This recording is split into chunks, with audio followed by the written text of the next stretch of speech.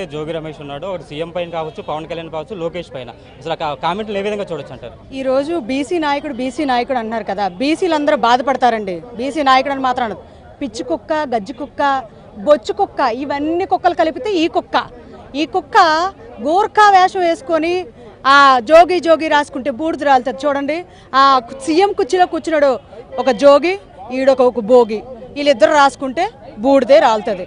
ఆ జోగి a script ఇస్తే ఈ భోగి కూడా అదే స్క్రిప్ట్ రాయడం ఈ బీసీ నాయకుల లక్షణం అని అనిపించుకోదు. బీసీ నాయకుడు అంటే ఒక ఉన్నతమైన స్థానంలో ఉండాలి. అలాంటి నాయకులు తెలుగుదేశం పార్టీలో తయారు చేసిన వ్యక్తి చంద్రబాబు నాయుడు గారు. ఈరోజు చంద్రబాబు నాయుడు గారినో పవన్ కళ్యాణ్నో ఈ కుక్క కూడా బాధపడుతుందండి. కుక్క అంటున్నాను, ఏమనుకోకండి.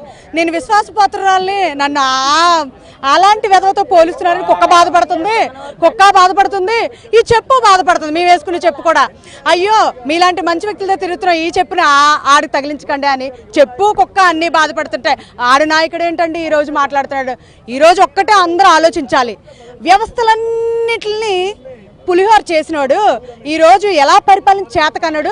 ఇలాంటి స్క్రిప్టులు తెచ్చి ప్రతిపక్ష లీడర్ల మీద ఇలా అసభ్యంగా మాట్లాడితే పరిపాలన ఏమి గురించి ఆలోచించరు కదా, పక్కదారి పడుతుంది కదా అని చెప్పి దీన్ని మాత్రం కాన్సెప్ట్గా చేసుకున్నారు.